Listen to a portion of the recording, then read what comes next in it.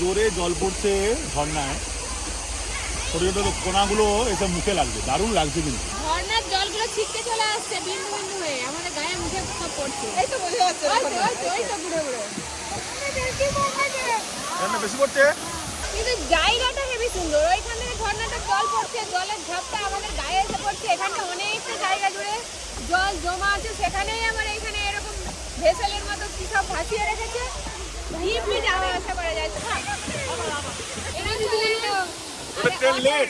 Auto, সব auto একসঙ্গে আসে না। আমরা এমনি অটো আরে ঝর্ণা জল আমাদের গায়ে এসে জলে ছিটে আসছে। চান করবে এখানে রামচাম তো কি